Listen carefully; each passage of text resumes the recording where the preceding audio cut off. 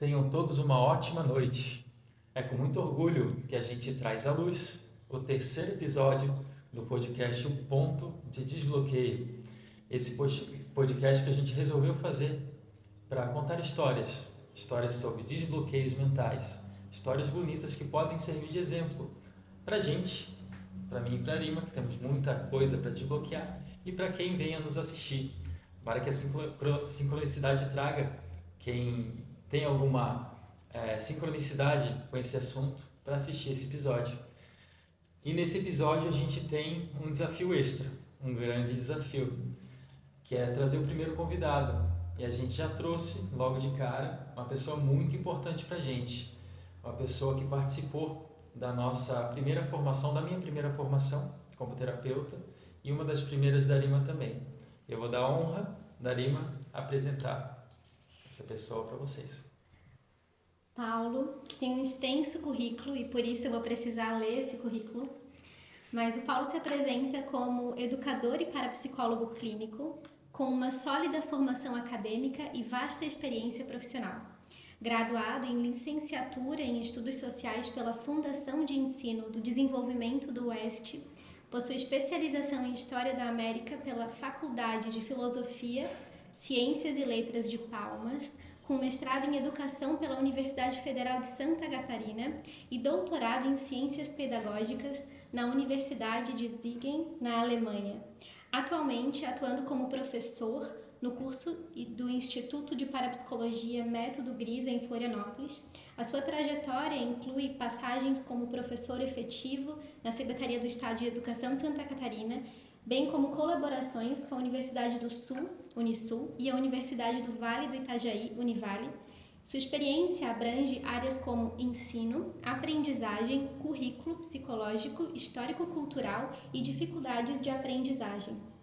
Além disso tudo, Paulo também teve uma destacada atuação na Secretaria do Estado da Educação de Santa Catarina, onde exerceu funções como chefe da divisão de segundo grau e diretor de educação básica, contribuindo significativamente para a elaboração da proposta curricular de Santa Catarina, refletindo seu compromisso com a educação no Estado.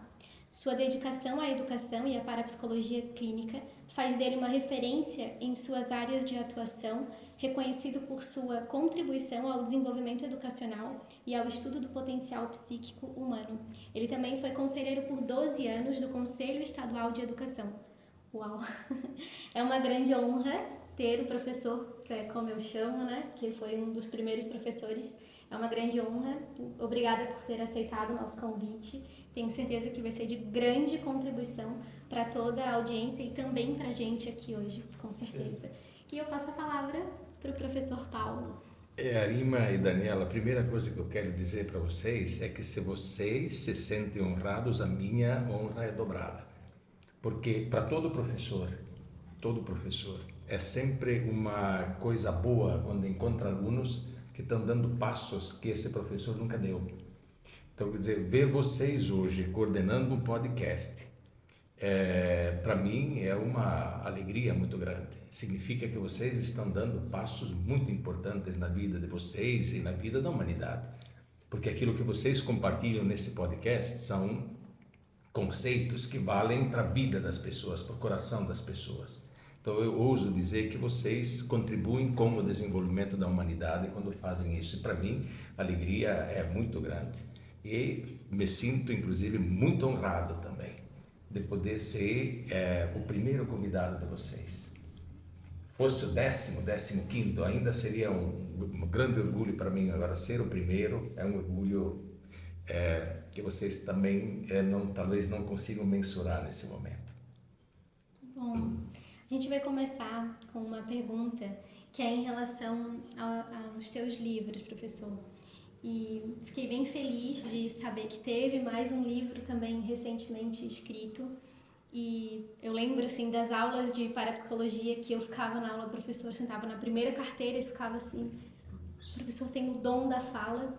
E eu tenho percebido então esse propósito da escrita, né? E eu queria saber como que surgiu isso na vida do senhor. Arima, a escrita para mim ela se tornou uma necessidade. Desde a adolescência eu escrevo. Inclusive, eu tenho textos guardados no fundo do baú que eu nunca publiquei, não sei se um dia vou publicá-los, porque quando a gente é muito jovem, a gente pessoaliza ou personaliza muito aquilo que escreve. Então a gente acaba colocando muito nos personagens pessoas próximas e que, se a gente publicar, pode até comprometer.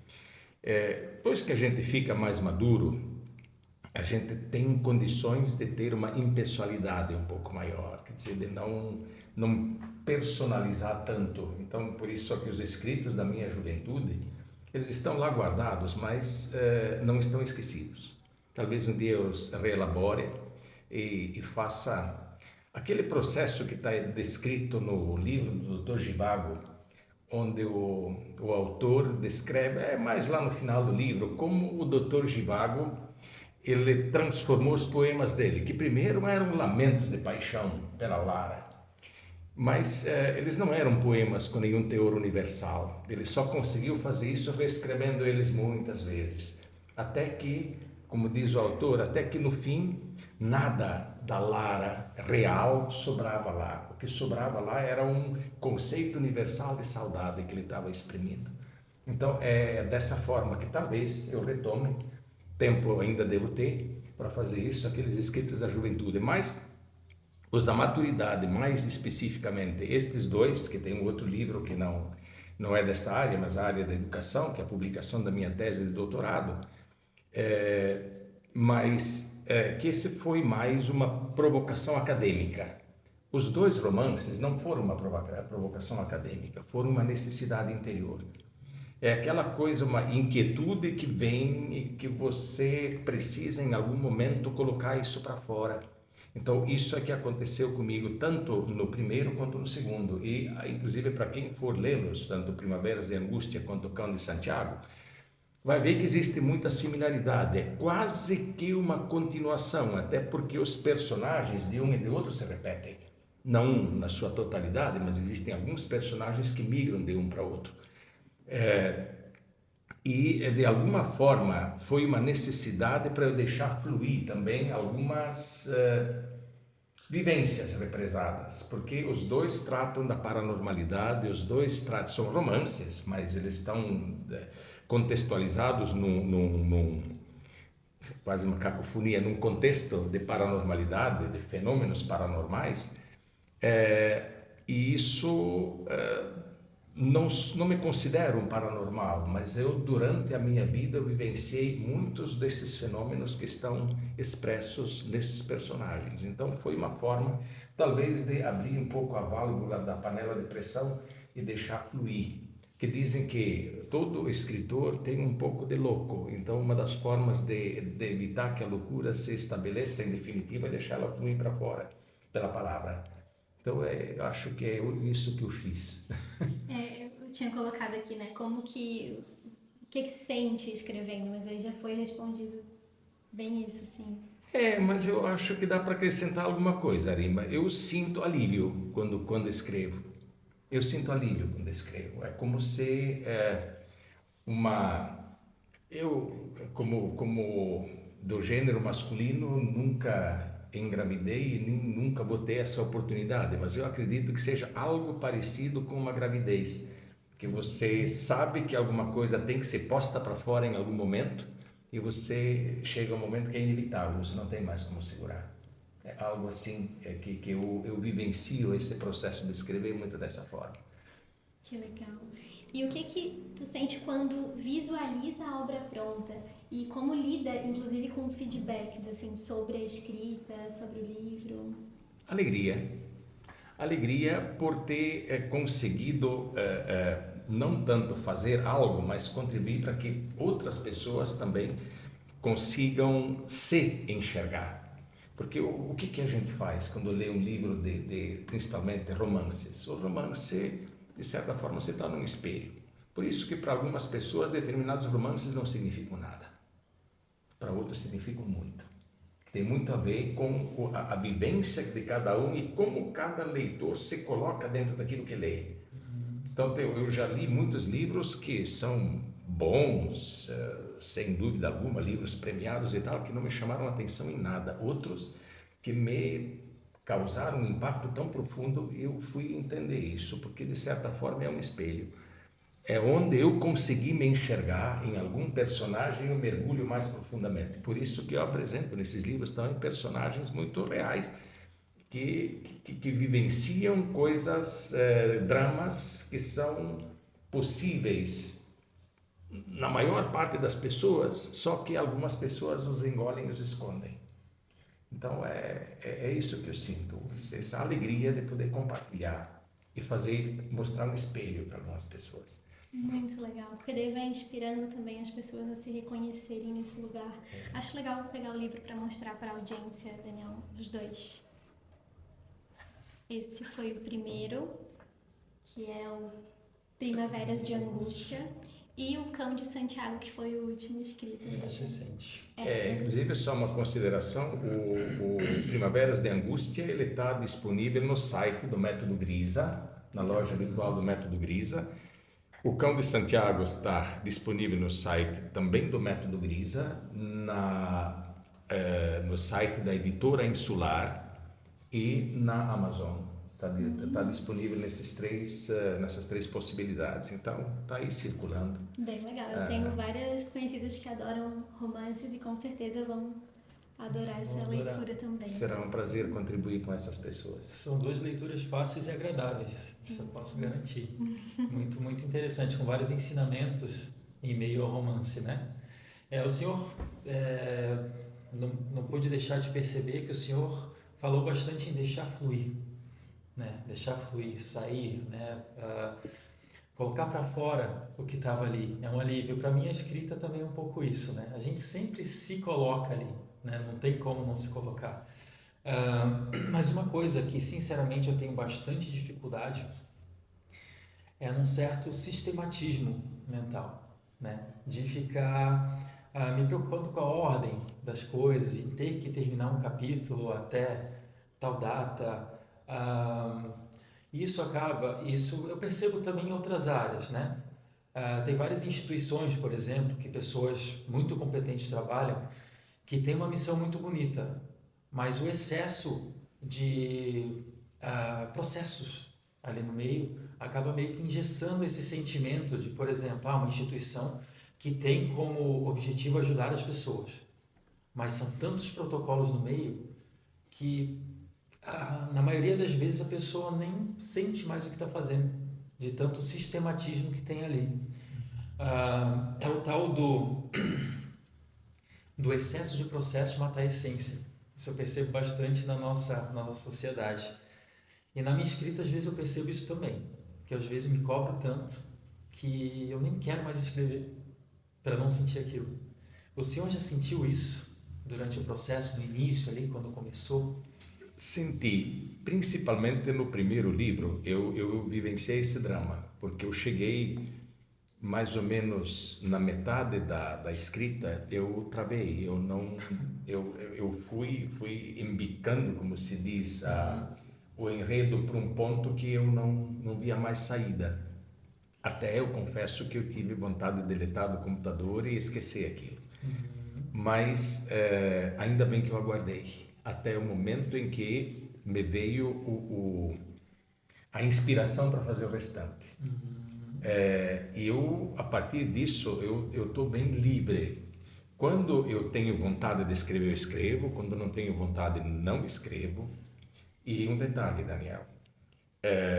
Quando eu sinto que preciso escrever, mas eu não tenho certeza de que aquilo que estou escrevendo vai ser útil, eu escrevo assim mesmo. Eu escrevo assim mesmo porque para isso é que existe a revisão, é para isso que existe a segunda leitura, a terceira leitura, para você afinar as coisas como devem ser.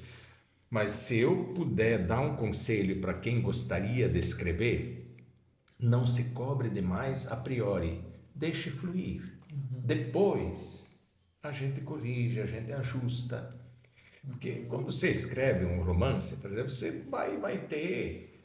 principalmente se não escreve ele todo corridinho, assim, que de vez em quando tem intervalos no meio, se enfrenta alguns problemas. Por exemplo, você coloca os personagens no enredo, isso cria uma certa cronologia, isso cria um determinado relacionamento entre os personagens, e você está lá adiante. De repente você começa a escrever e não lembra mais exatamente quem é quem na ordem do dia, e se separar naquele momento de escrever para olhar quem é quem, como é que esse se relaciona com aquele, você não escreve mais.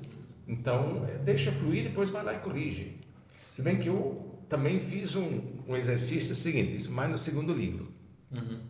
Depois que os personagens estavam constituídos, eu fiz um mapa. Eu fiz um mapa, deixei ele em cima da mesa. Quem é quem, casado com quem, filho de quem, pai de quem, compadre de quem. Aí isso me facilitou muito. Que na hora de colocar mais alguém no cenário, eu sabia já colocar isso com mais tranquilidade. Mas, moço, deixe fluir. Sim, o que a gente pode tirar disso também são em várias situações da vida, né? Eu vejo muita gente não começando algo porque quer começar sendo perfeito naquilo, né? Isso vale para a escrita, isso vale para até na nossa questão de terapeuta, né? A gente começou atendendo com o que a gente tinha e depois a gente foi evoluindo e foi se tornando cada vez melhor naquilo. Então, falando de propósito de vida, né? Agora, se você sente algo em algum âmbito da tua vida, né, comece a fazer algo naquilo, qualquer coisa. Comece a deixar fluir dentro daquela área. Só assim você vai se tornar melhor. Só assim você vai conseguir desenvolver algo e talvez até ser original naquilo que você se propõe a fazer. Sobre isso eu tatuei na minha mão, permita-se, né? Porque eu sentia muita trava, muita limitação, sempre vinha uma programação, uma crença antes da minha ação. Então sempre vinha o medo que me paralisava.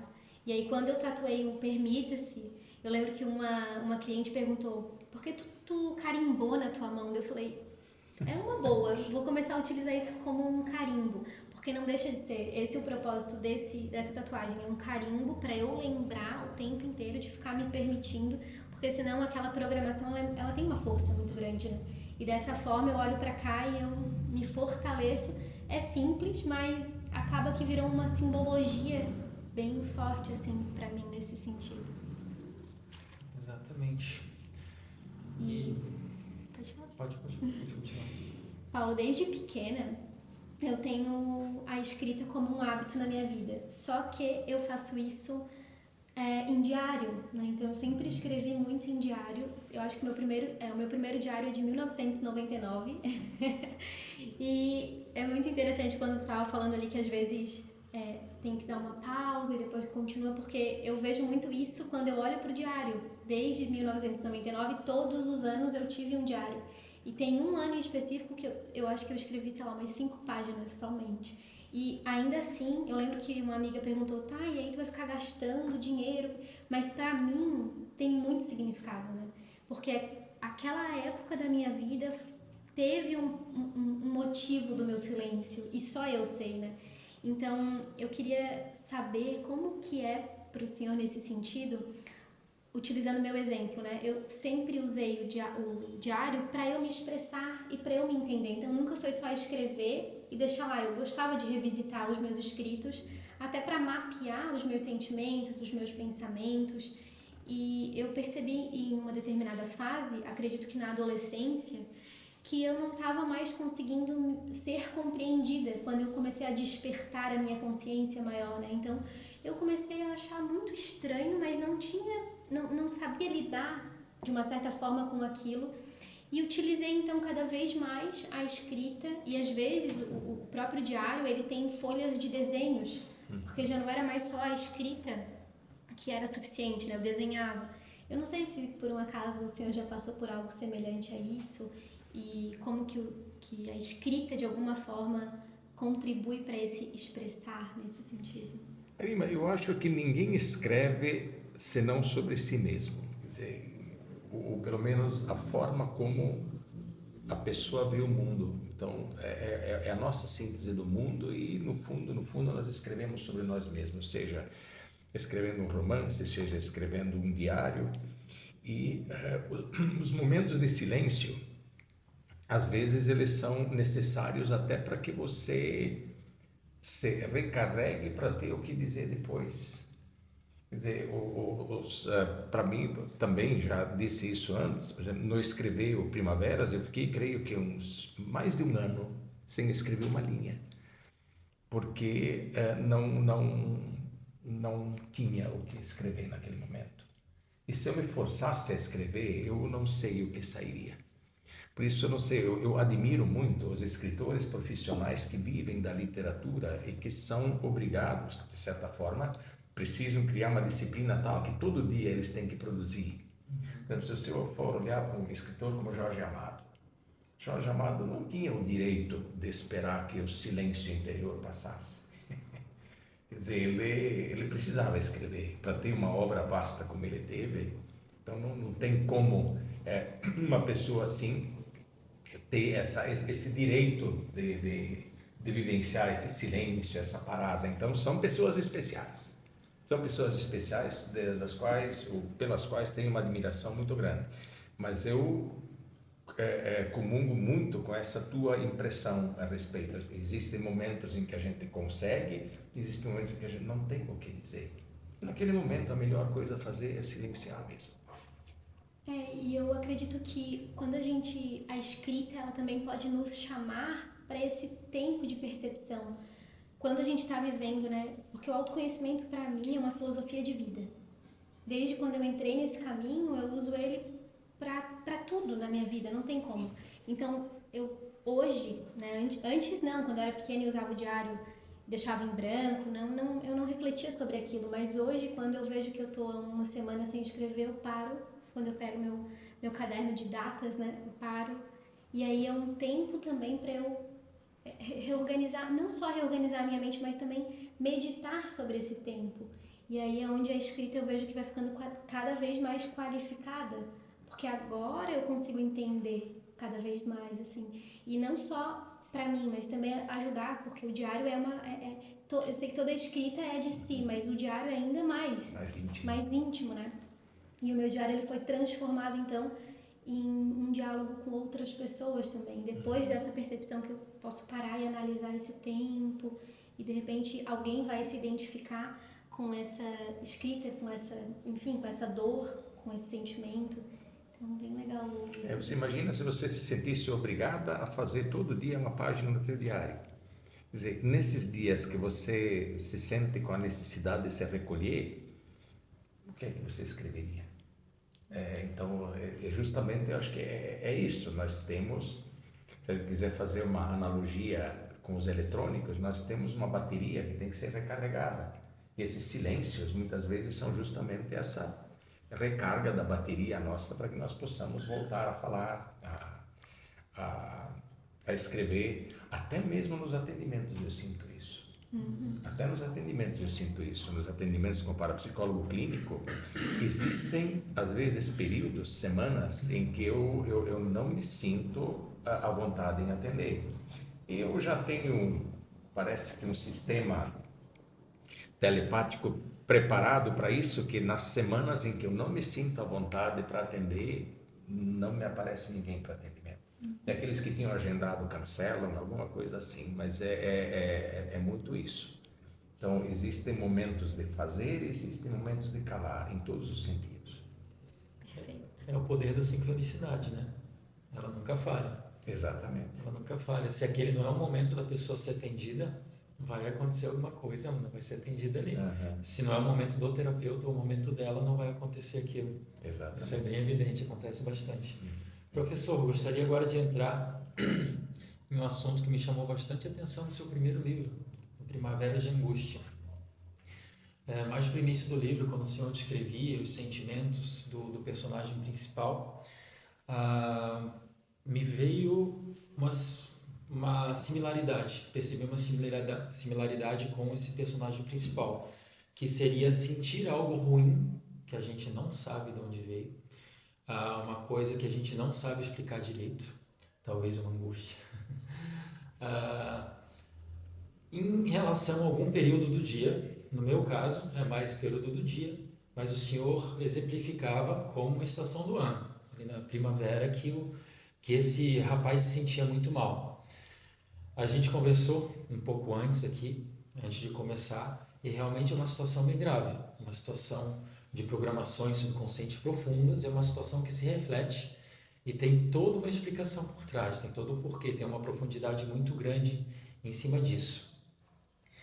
Mas eu queria começar com uma situação um pouco mais superficial nesse sentido, né?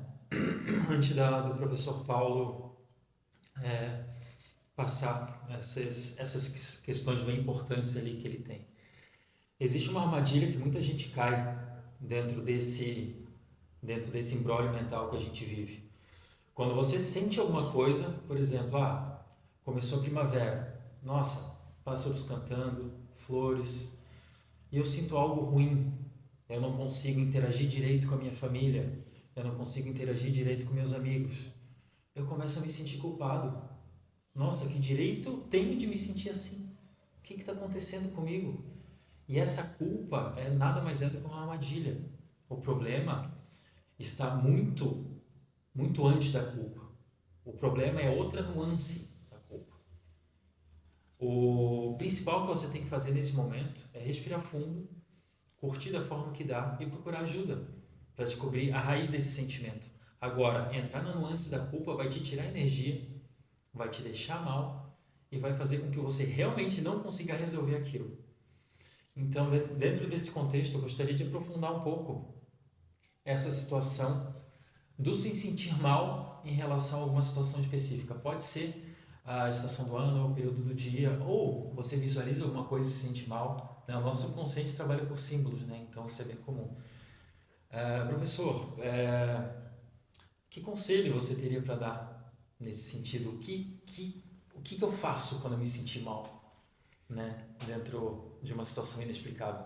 Bem, Daniel, antes de te responder isso, eu quero fazer um registro, que é o espelho, do que eu falei antes, que os romances também são espelhos, quer dizer, você já se espelhou de certa forma, porque também sente uma angústia em determinados momentos do dia ou da semana. Isso. Bem, o ideal seria se nós conseguíssemos compreender a raiz mais profunda desse sentimento, dessa angústia.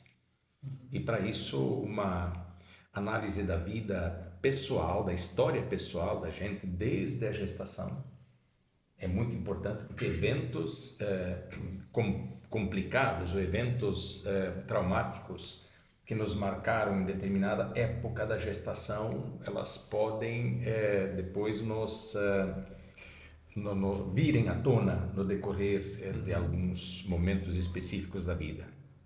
Até há uma linha terapêutica que faz uma ligação entre cada mês de gestação com uma década de vida, de modo que quando a pessoa teve um mês traumático, um evento muito traumático, como uma ameaça de aborto, por exemplo, num determinado mês da gestação, que a década de vida correspondente a esse mês tenderia a ser uma década de muitas dificuldades. Então, conhecer a história de vida desde o ventre materno, e quando ali a gente não descobre nada, ir mais para trás, porque às vezes são programações de família, programações e com isso quem lida muito, claro, a própria parapsicologia lida, mas a psicologia transgeracional também lida muito com essa questão das famílias ou das programações de família. Então ali também há muitas razões para a gente se sentir mal, e às vezes não é nem coisa da família, mas registros ancestrais de gerações, muitas gerações atrás, que representaram um perigo ou um trauma muito forte. E aí, por que a gente se sente mal? Porque no nosso subconsciente se avizinha o registro de um perigo.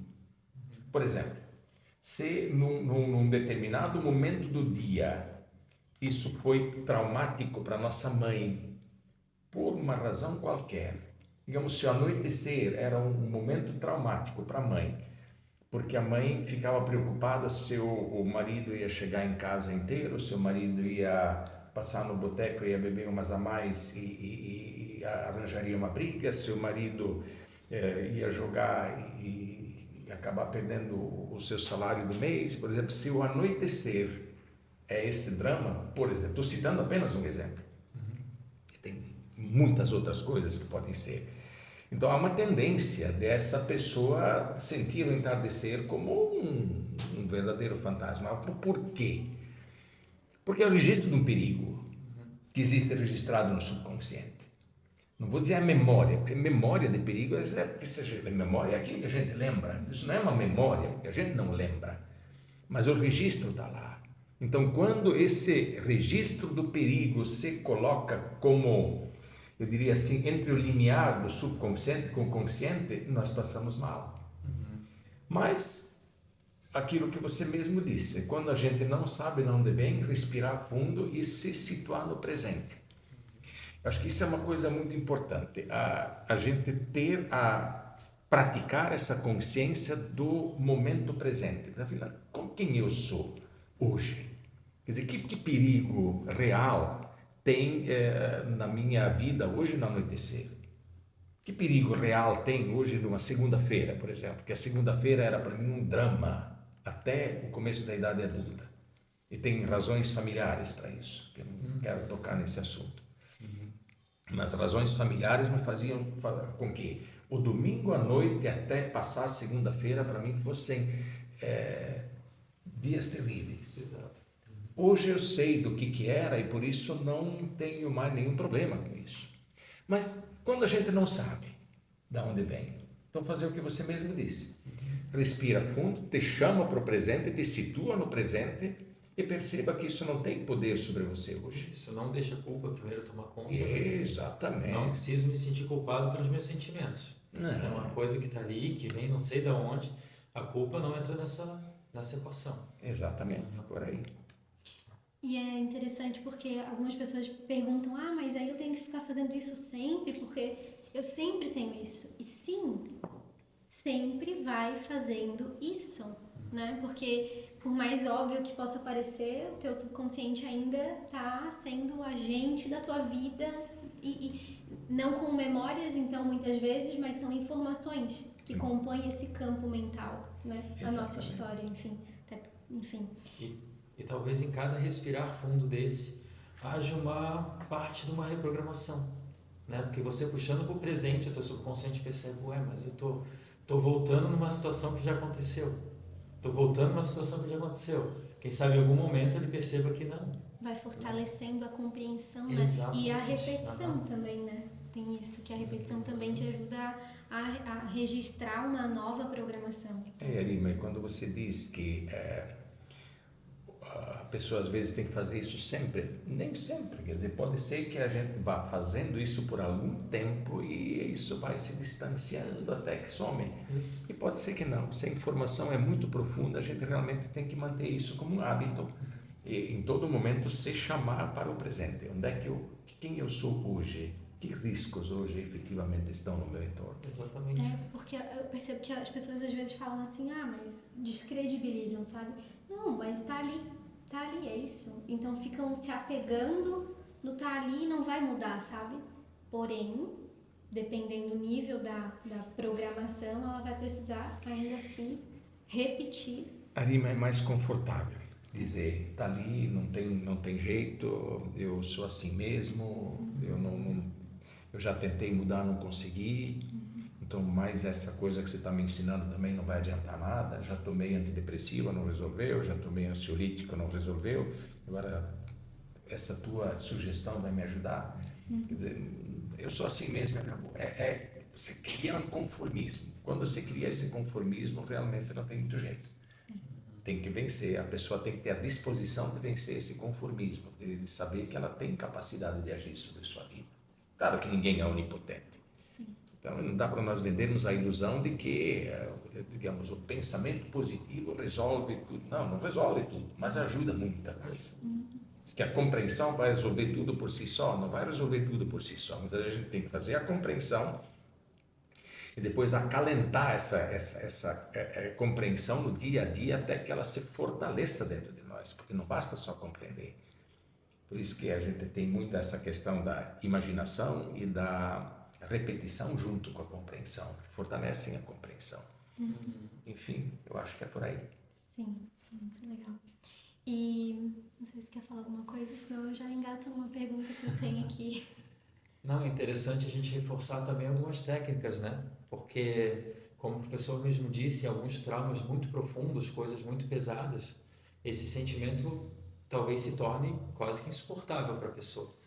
E é interessante que ela saiba como, na hora do acionamento de gatilho, primeiro que ela descubra qual é o gatilho, né? O que provoca aquilo nela, qual o sentimento, né? Qual a situação. E quando ela estiver bem ciente disso, usar uma técnica, né? Dividida em 3 passos ali que você vai usar o seu corpo para te ajudar e usar o foco no presente para te ajudar. A gente falou muito em respirar e focar no presente, né? E outra coisa que a gente não chegou a comentar é a utilização do corpo para o teu subconsciente entender que você não está ameaçado, né? Aconteceu algo, eu me senti ameaçado, fiquei para baixo, fiquei com medo, começou aquele circuito de pensamentos negativos ali. Primeiro lugar, orientação corporal de controle, bota o peito para frente, orientação facial de que eu estou no controle e não a minha mente. Nesse caso, a mente subconsciente ela já vai tomar um baque, porque o corpo não está respondendo ao medo dela. Você não está assim, você não está com medo, você está no controle. Segundo passo, respira, puxa para o presente. Fazendo isso 1, 2 vezes, os pensamentos começam, pensamentos negativos, né, que eles vêm um atrás do outro, ele já começa a perder força, respira de novo, respira de novo. E depois que isso acabar, é o momento da barganha com a mente, de você conversar consigo mesmo, fazer uma conversa das suas funções conscientes com a subconsciente. Por que isso de novo? Eu não estou ameaçado. O que aqui me ameaçou? Né?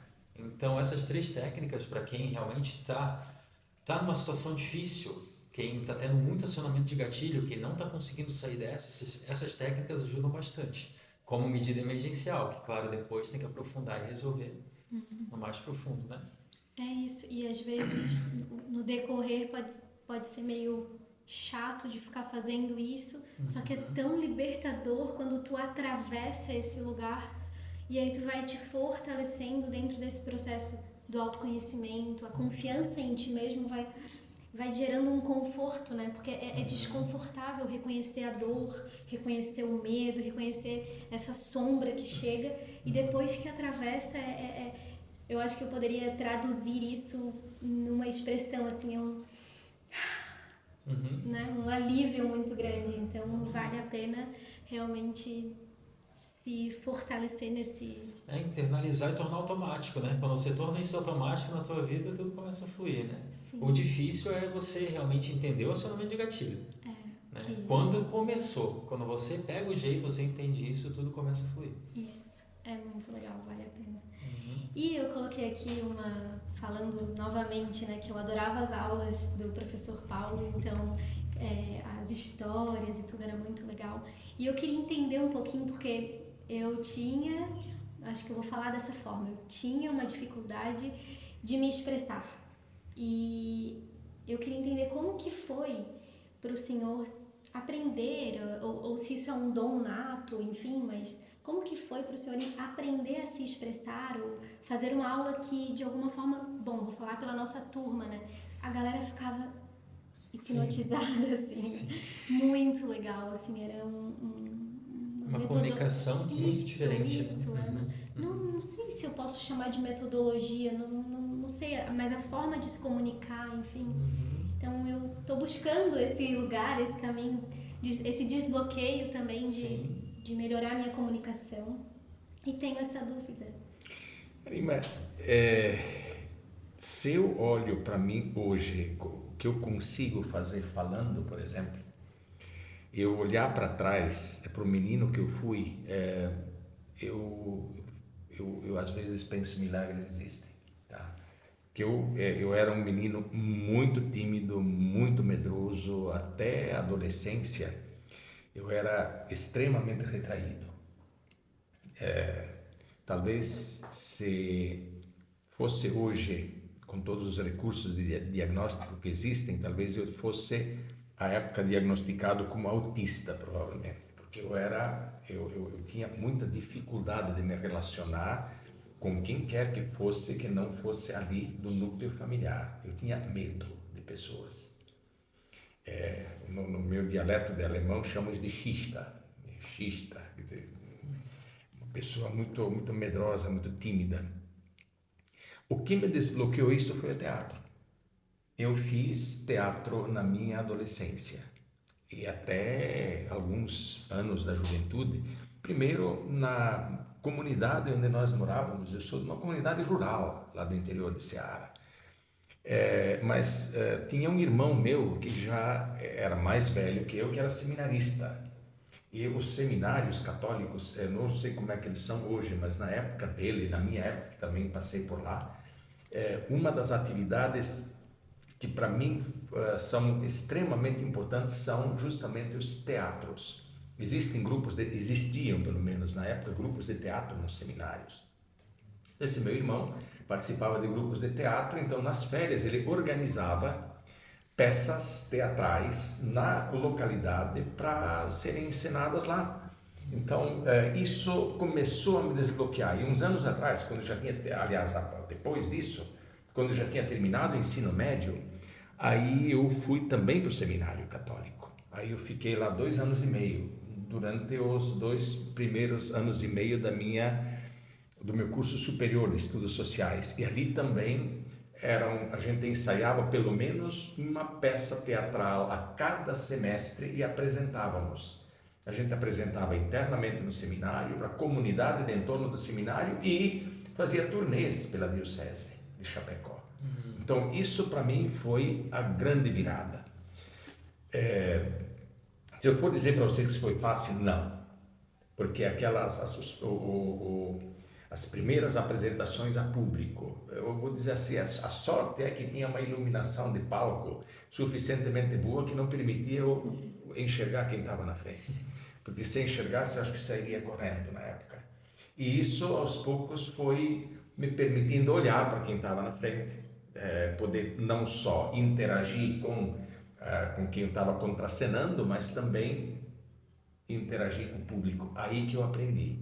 Para mim, a chave de hoje eu consegui dar aulas que muitos alunos consideram boas, muito disso eu devo ao teatro, a esse meu irmão que já é falecido, aos padres que me orientaram nessa atividade. Para mim foi a virada de chave para eu conseguir falar para o público. Que legal, muito interessante isso. Eu passei por um desafio na época do direito, né, que é a minha primeira formação, onde eu tinha que ler no púlpito. Então era primeiro que já tinha prova oral. Quando chegava para ler, me embaralhava tudo. A minha amiga ficava assim, eu não conseguia porque eu me sentia... Que desesperador. Foi uma travessia, mas eu sinto que ainda tem alguns pontos aí. Sim, como a gente conversou acho que no primeiro episódio, né? Eu acredito que em cada trauma existam várias nuances dentro dele, né? Eu também tinha questões pesadas com a rejeição, né? E uma delas não me permitia falar em público. Quando eu estava no grupo de amigos, chegavam 3, 4 amigos e eu não falava mais. Não conseguia. Um dos desbloqueios foi a primeira apresentação no curso de parapsicologia. Me lembro até hoje o tema foi o processo psíquico. Né? Nossa, eu fiquei muito nervoso, mas muito nervoso.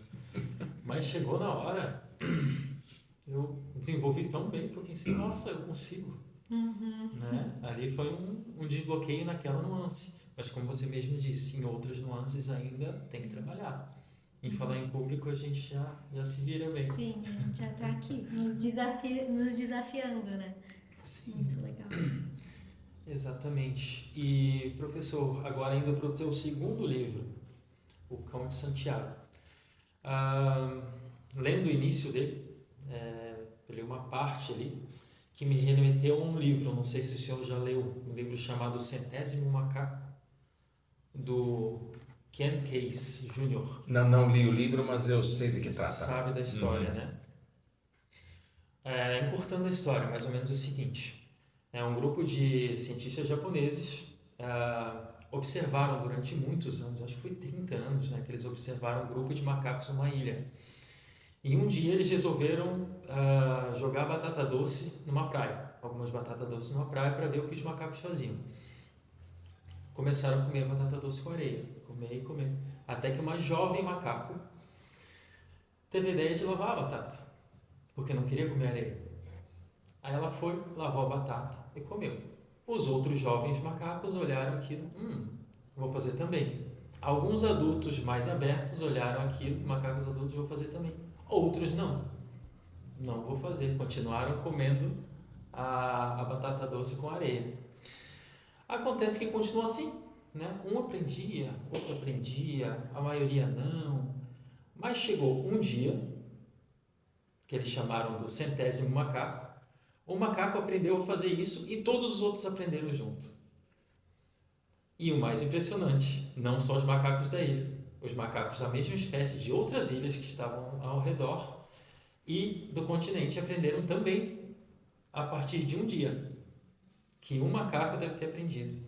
E isso nos leva a crer que existe um inconsciente coletivo em todas as espécies ali e que um conhecimento, né, isso pode se aplicar aos humanos, uma crença sobre si mesmo. A gente acredita em muitas coisas sobre a humanidade, em muitas coisas ruins, né? Talvez se uma porcentagem dessa população comece a acreditar em coisas boas a partir de nós mesmos, a coisa desbloqueie e todos aprendam, né?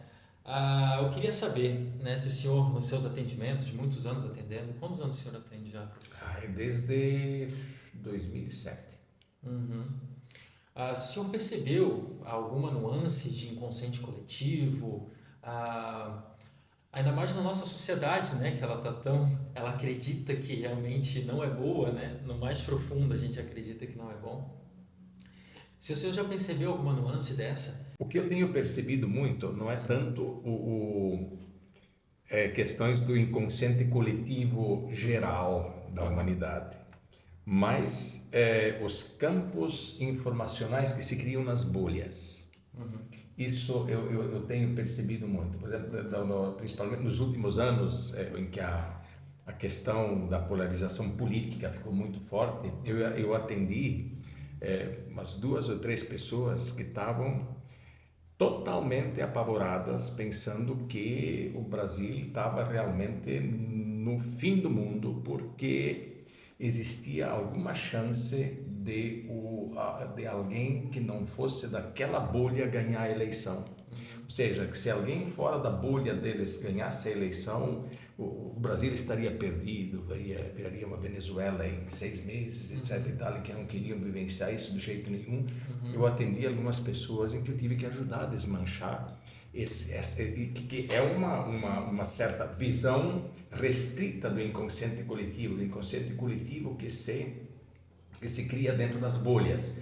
E isso já foi estudado por algumas pessoas proeminentes, como Jung, por exemplo, e que foi estudado naquilo que diz respeito a outras espécies também, por exemplo, por esses cientistas japoneses, e tem um britânico, Rupert Sheldrake, que criou o conceito de campos mórficos. Ele é biólogo, e como biólogo ele estuda justamente as informações que são aprendidas por determinados indivíduos numa espécie, que são aprendidas por essa espécie independente de contato físico, independente de bichinho ensinar para o outro, que ela simplesmente aprende. Quer dizer, aprende porque isso entrou no campo informacional como uma informação válida e todos passam a compartilhar. Então, eu tenho percebido muito isso nas bolhas, e não importa que bolha, se é de direita, de esquerda, se é de religião, não importa. Sim. Quer dizer, quando uma pessoa entra numa determinada bolha e se entra de corpo e alma nessa bolha, ela entra nesse inconsciente coletivo dessa bolha, e isso se torna uma verdade plena para ela. E repito, não importa qual bolha. Isso não é porque eu citei uma bolha do ponto de vista político, existe do outro lado que também tem, do ponto de vista mental, tem esse mesmo conteúdo. Quer dizer, bolha é bolha, não importa de quem ela seja. Se ela pertence a um grupo político, a uma religião, a uma etnia, ela tem cria vamos dizer, egrégora se fosse boa, mas nem sempre é, né? Não, sim. É uma coisa que eu percebo, é muita gente que trabalha ajudando pessoas desanimando depois de um certo momento, né? Você consegue ajudar alguém, ajuda outra pessoa, mas olha o contexto geral, parece que existe um caos ainda, né? Isso pode gerar uma certa desesperança com o tempo, né? Essa teoria nos leva talvez a acreditar que esse meu trabalho vai chegar um momento que vai atingir de forma geral a humanidade, né? O fato de eu ajudar uma pessoa aqui, outro ali, o senhor, um aqui, outro ali, chegar um momento que vai atingir a todos de certa forma, né? Isso talvez gere um acalento, né? Para quem trabalha ajudando pessoas em qualquer área, né? Que talvez isso se torne generalizado em algum momento. Tem uma coisa, Daniel, que eu aprendi na minha religião de origem, no catolicismo, que é um conceito, eu acho que é muito... Ele é universal, ele é muito válido. O pecado é universal, a virtude é universal. Significa o quê? Quando você faz o mal para alguém, você não faz mal para uma pessoa individualmente. Você faz mal para todo o contexto humano e da natureza. A mesma coisa, quando você faz uma coisa boa, você não faz algo de bom para um indivíduo, você faz para a espécie. E você faz para o mundo, não é só a espécie. Eu acho que bom que nós estamos virando essa chave de não só olhar para a nossa espécie como a única que necessita de atenção. Até porque se nós não dermos atenção para as outras, daqui a pouco a nossa se inviabiliza. Sim. Mas isso eu tenho absoluta convicção disso, e por isso dá um alento, sem dúvida, para nós que estamos, né, nessa atividade em que a gente ajuda pessoas, faz o bem para algumas pessoas. Nós não temos o alcance de fazer para todo mundo ao mesmo tempo, mas cada grãozinho de areia que nós colocamos nesse contexto, sem dúvida, reverbera ao todo. Com certeza. E talvez aconteça o nosso inconsciente coletivo algo parecido um dia. Vamos Começamos torcer. a acreditar que realmente somos algo melhor do que acreditamos hoje, né? Eu chamo isso de nova era. É. Transição. Acredito muito nisso, assim. Vejo o quanto, de alguma forma, ainda, né? Começando nessa jornada, mas já vejo bastante vem um filho para um atendimento, daqui a pouco vem a mãe, o pai, daqui a pouco vem a avó, daqui a pouco vem a vizinha, daqui a pouco a moça que trabalha. Então, por aí eu já percebo um movimento acontecendo. E eu não falei nada, foi uma pessoa que viu a melhora de outra.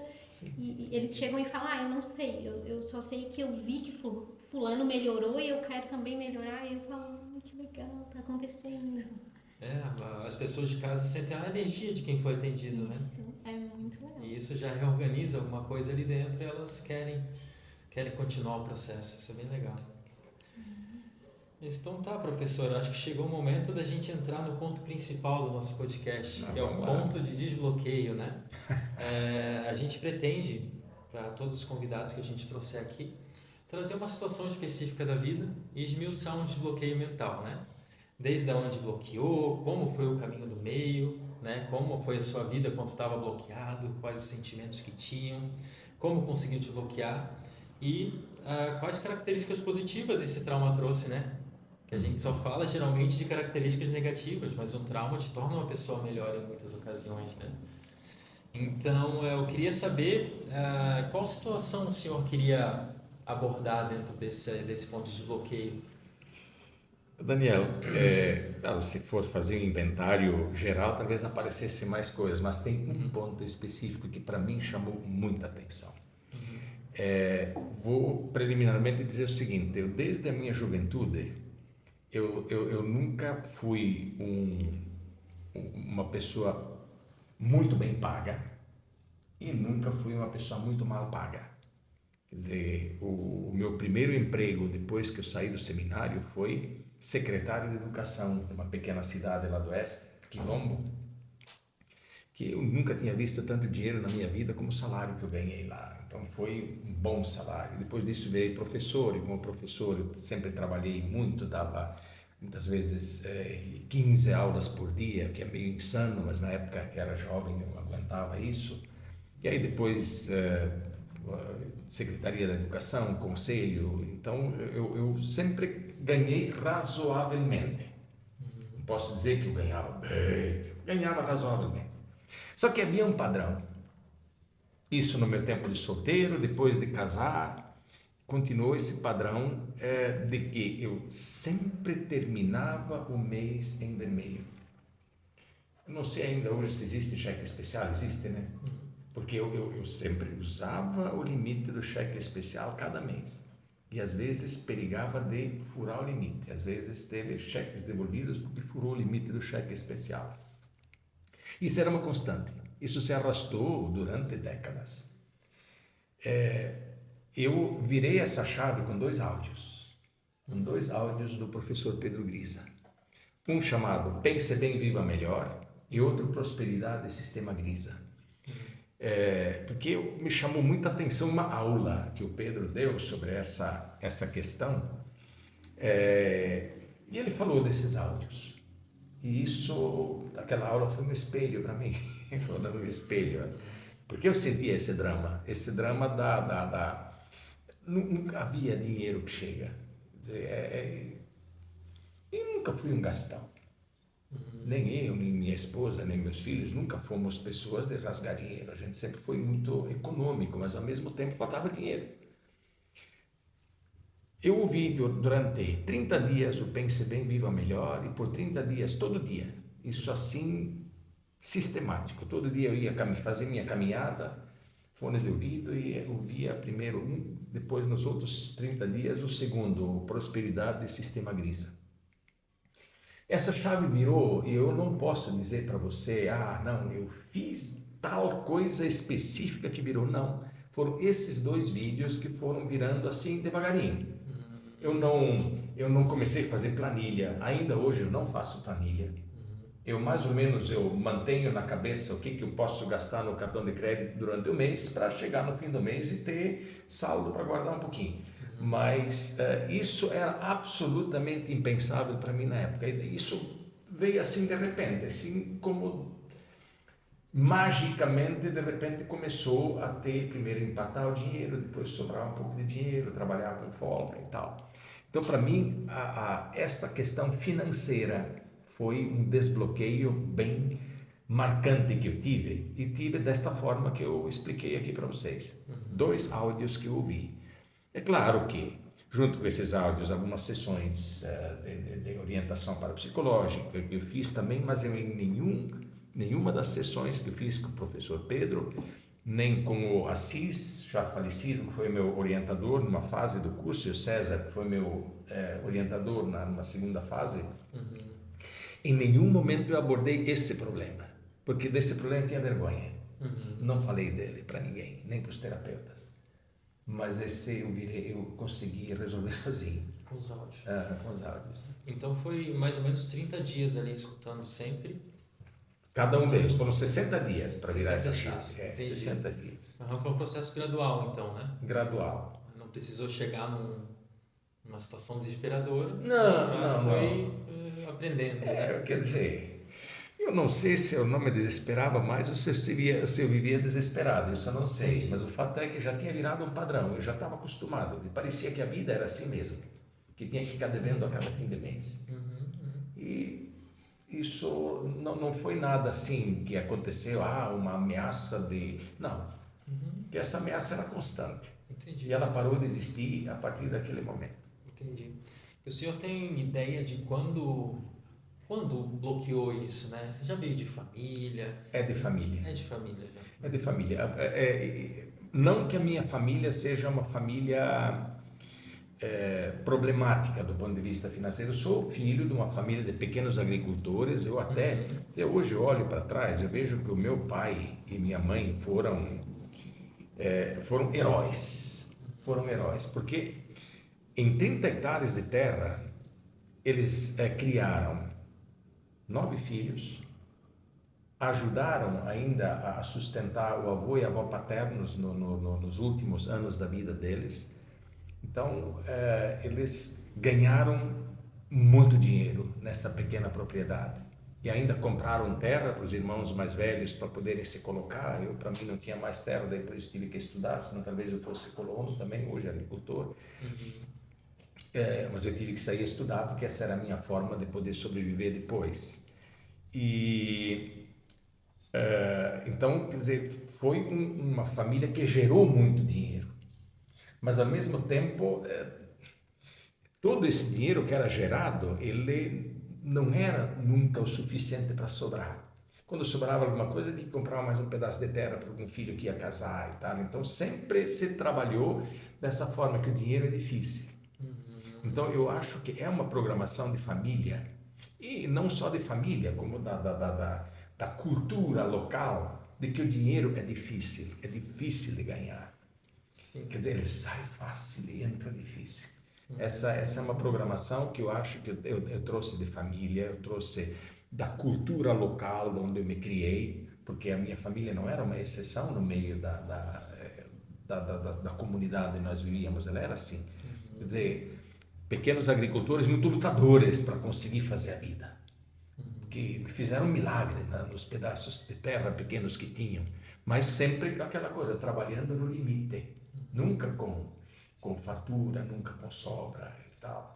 Eu posso dizer que nunca faltou nada para mim, no sentido de passar necessidade, de não ter roupa, não ter calçado para ir na escola, não ter comida na mesa. Eu não lembro de nenhuma situação dessas na minha família. Agora, lembro desde pequeno da dificuldade do dinheiro. Você fazia muita coisa, mas o dinheiro sempre foi curto. E durante esses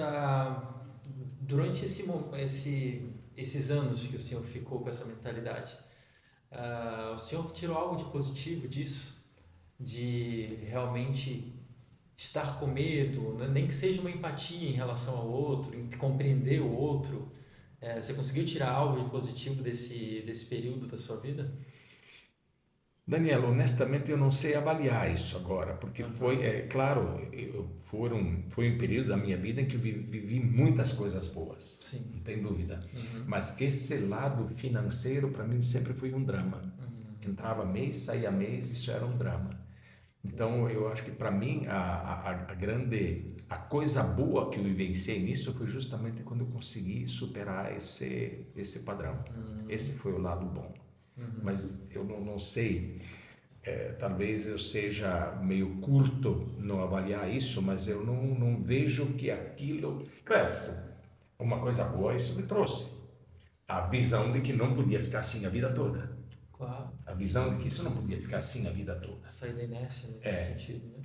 E neste ponto foi justamente o curso de parapsicologia que me ajudou. O Liberte Seu Poder Extra.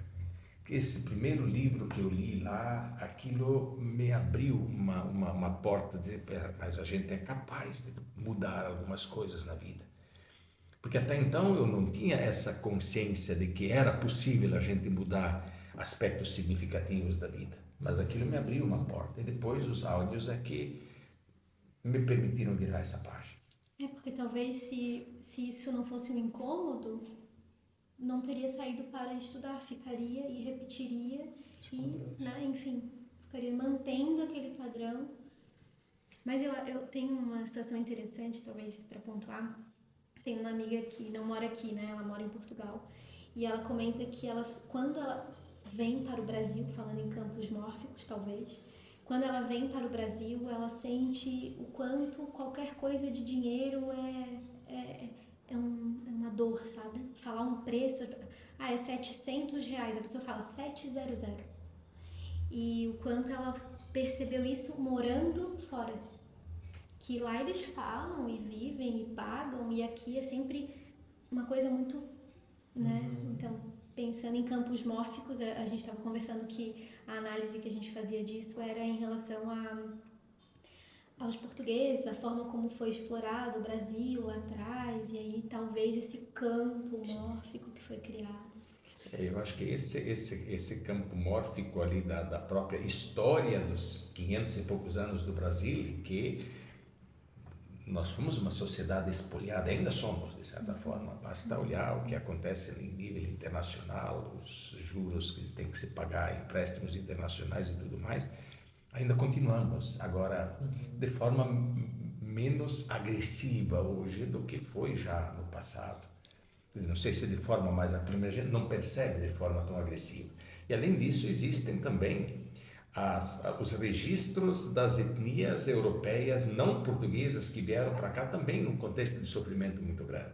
A maior parte dos alemães, italianos, poloneses e outros europeus que vieram para cá não chegaram aqui em situação de fartura. Alguns sim, mas muito poucos. A maior parte veio para fugir de uma miséria iminente, à medida que lá começou a faltar trabalho, começou a faltar terra, não tinha o que fazer para viver. Então, e chegaram aqui ainda o Estado brasileiro também os explorou quando chegaram. Então, existe todo um contexto histórico, uma carga de informações que está no campo informacional nosso e que parece que tudo é difícil.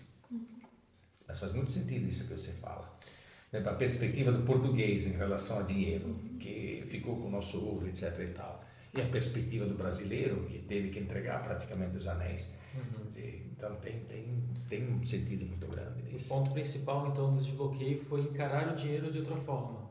Sim, Não como algo abençoado. Como algo ruim, né? Não, como uma energia que tem que fluir, né? Mas uma energia boa, não aquela coisa difícil, aquela coisa truncada, aquela coisa pesada. Foi mais ou menos isso? Isso, veja, Daniel, um dos pensamentos que o professor Pedro repetia. Você conheceu o Pedro ainda?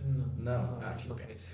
Que eu primeiro fui aluno dele, depois fui colega dele no curso. O Pedro tinha sempre um costume de entrar na aula e antes de começar a aula ele repetia um monte de formulações interessantes. Uma dessas formulações que ele fazia era justamente em relação ao dinheiro. Enfim, uma das tantas dessa formulação está o seguinte: tenho sempre abençoadas, generosas e abundantes reservas excedentes à minha disposição para o meu bem-estar e de todos os que necessitam. Quer dizer, isso é muito importante, quer dizer, se referir ao dinheiro também como algo abençoado. Porque o que é o dinheiro? Claro, o dinheiro eu acho que não é abençoado para todo mundo, não. Para aquele que vive sugando os outros, não, esse dinheiro não pode ser muito abençoado. Agora nós que estamos aqui, nosso dinheiro vem da onde? São horas de trabalho que nós vendemos para alguém. Não cai do céu, não ganhamos o nosso dinheiro tirando o trabalho de outros, mas é o nosso trabalho. Então, esse dinheiro realmente é abençoado. Não tem como não olhá-lo para isso, porque são horas de trabalho meu que estão lá, horas minhas de trabalho que estão lá. Então, eu tenho que olhar para isso com muito respeito. Então, algo que de repente, uma fase da minha vida, era visto como algo desprezível, o vil metal. O vil metal passa a se ver como, não, pera lá. Seu dinheiro é vil, então as horas que eu gastei para ganhá-lo são vis. E essas horas que eu gastei foram horas da minha vida. Se eu não posso chamar isso de abençoado, eu vou chamar o que de abençoado? Então foi um desbloqueio de uma crença, né? Sim. Mas é uma crença antiga, uma crença forte. Então, até que foi rápido, né? Foi rápido. Foi rápido. Veja, essa crença, ela é étnica, ela é religiosa. Eu sou de formação católica, sou católico, eu tenho muita consideração pela doutrina que a minha família me legou, mas eu também sei das limitações que ela traz. Uma delas é uma forte programação de culpa em relação a tudo, e uma outra, uma programação bem ruim em relação à riqueza, ao dinheiro, como se o dinheiro sempre fosse amaldiçoado, como se ele sempre fosse algo mais diabólico do que divino. Agora, se ele representa horas do meu trabalho, como é que... A menos que eu seja diabólico. Senão não pode ser diabólico.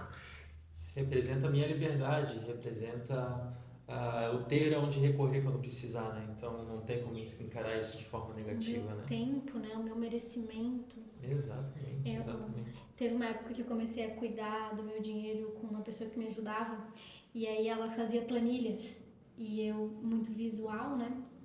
Ela estava fazendo as planilhas e de repente ela me mandou uma primeira planilha, ela botou em vermelho os gastos do mês, da semana, e em preto, bem pequenininho, a entrada do dinheiro. Quando eu olhei aquilo, eu falei, meu Deus, eu não vou conseguir, é muito dinheiro que sai. Aí eu pensei, eu falei, não, calma, se sair isso, entra isso, alguma coisa. Eu falei pra ela, muda a ordem, bota em verde bem grande e pequenininho em preto, não quero nada de vermelho aqui pra não chamar minha atenção. Daí ela falou, Arima, só tu pra fazer isso. Nossa, foi uma virada de chave, aquela visualização, sabe? Porque aquele grandãozão, tudo que saía, deixava meu coração até mais... Estava te embutindo uma crença, Sim. aquela forma de representar o dinheiro. Que interessante isso. Agora, desde a minha juventude, eu sempre tive uma vontade de virar essa chave, mas não conseguia. Porque eu lembro as primeiras vezes que eu comecei a fazer a declaração de renda, que é aquela que a gente faz todo ano para o imposto de renda. Não pagava imposto porque ainda não ganhava o suficiente para isso, mas a minha alegria não era o dinheiro que sobrava, mas eu fazia a declaração de renda quando eu podia, por exemplo, quando eu adquiri o primeiro terreno, poder colocar na minha declaração de bens que eu tinha um terreno. Aí depois, quando eu consegui comprar meu automóvel a primeira vez, ou colocar isso na minha, isso dava uma alegria, um orgulho, dizer, eu tenho alguma coisa. Isso, mas só que sempre ficava, eu conquistei muitas coisas, mas sempre com aquela coisa, no vermelho. E essa chave que eu consegui virar de uma forma, eu diria, gloriosa, há poucos anos atrás. E não teve você comentou do primeiro salário ali como secretário, que você falava que era muito dinheiro e tal. Não teve uma culpa em relação a receber aquele salário mais alto logo de início? Sim, tanto que tem uma história até que eu vou compartilhar aqui. Quando eu estudava no seminário, nem sempre eu tinha, porque a gente trabalhava, dava aula enquanto eu estudava lá, mas nem sempre o que a gente ganhava era o suficiente para pagar a faculdade e pagar os custos de estada no seminário, que isso custa. Então, quando a gente não conseguia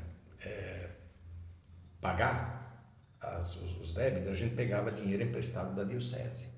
A diocese emprestava, tinha uma espécie de banco que emprestava para nós e a gente assinava a nota promissória. Qual é que era o combinado?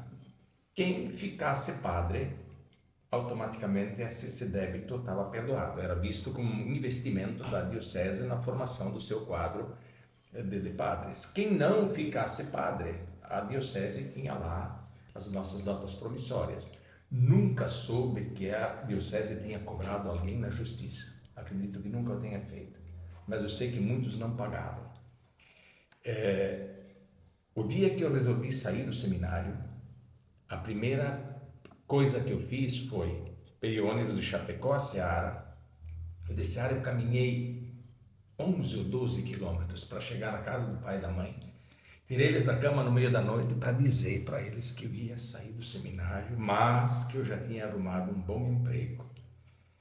Meu pai me olhou, que meu pai ele só tinha um olho aberto, o outro tinha a pálpebra caída. Ele me olhou com aquele único olho útil dele assim e me disse, ó,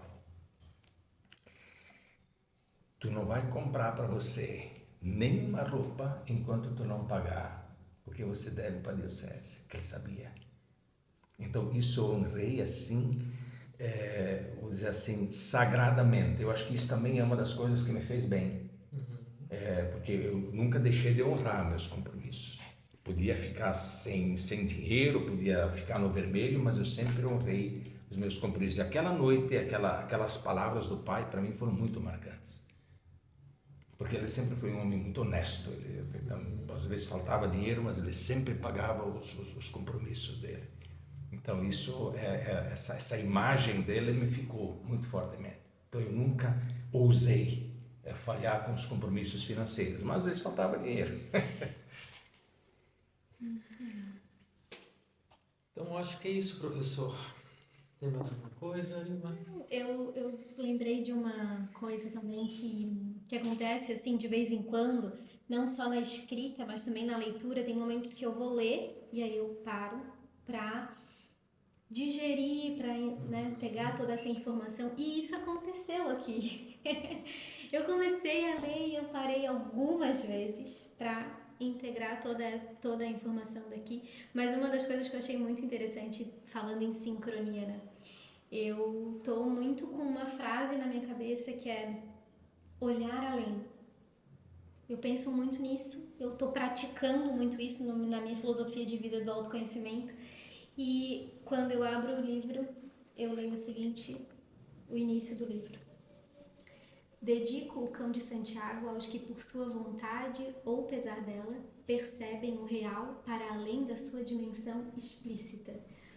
Eu parei o livro, eu falei, meu Deus do céu! Precisa absorver. Não, eu preciso absorver, assim ó, 2 frases eu precisei absorver, foi muito legal, e a gente foi recente, né, no lançamento.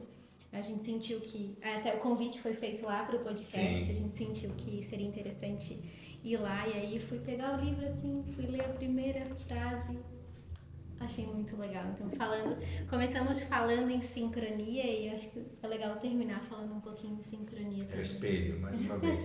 Sim, muito legal. Estou bem honrada, bem feliz, nós estamos com certeza, né, de abrir essa porta de entrevistas e conversas para inspirar outras pessoas nesse espelho, e com um mestre pra gente, né? E tantas histórias ricas e tantas experiências que com certeza vão contribuir para muita gente. Já contribuiu muito aqui para mim também. Estamos aqui, ó, só fazendo alguns downloads aqui. Quero agradecer a audiência também, lembrar, né, de curtir, compartilhar o vídeo, é sempre bem especial. Lembrar que os livros do professor Paulo estão à venda na Amazon, no site também. Depois a gente deixa mais informações aqui também na descrição do vídeo. E já fica um convite para uma próxima vez, falar sobre outro ponto de desbloqueio, né? Mas estamos aí. Eu acredito que, como nós temos muito, o senhor vai ter muito mais experiências ali para compartilhar e para a sincronicidade trazer o pessoal para aprender muito também. Com certeza. Sim. Até me lembrei de um outro agora, mas eu não vou falar dele, eu vou deixar para a próxima. Show! Ficamos o convite então para o ano que vem. Sim. Tá certo. E acho legal também para a audiência que chegou até aqui, a gente finaliza com um convite, em forma de repente, uma pergunta. Não sei se queres... Sim, uma pergunta, né, que a gente vem repetindo bastante, nos 2 primeiros podcasts a gente falou, agora a gente repetiu, mas nunca é demais, né? Nunca é demais repetir isso. Né? O que será que na sua vida, que está assistindo, você que está assistindo, te faz vibrar, te faz ficar feliz? Né? Uma coisa que realmente você sente que você veio fazer isso, que tem um softwarezinho na sua mente que é despertado ali, que você descobre que você sabia coisas que você até então não sabe como aquilo foi parar ali. Né? Todos temos isso, todos temos algum lado na nossa vida que a gente tem algo mais a contribuir. Né? Será que você não tem? Né? E será que você não pode transformar esse lado da sua vida numa ação com uma certa constância? Eu sou bom nisso, eu sou bom em conversar com crianças, em influenciar crianças. Será que você não pode ir em algum abrigo e tal, conversar, passar seu conhecimento, passar alguma coisa de boa para aquelas crianças que pode modificar todo o futuro delas?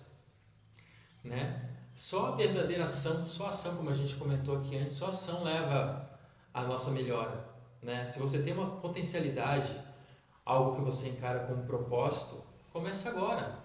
Faz algo simples. Não precisa ser o seu trabalho, pode ser em qualquer outro âmbito da sua vida. Tenho certeza que isso vai te fazer muito bem e fazer muito bem ao mundo. Permita-se, né? Permita-se. Muito obrigado a todos que assistiram. Professor Paulo novamente. E até uma próxima vez.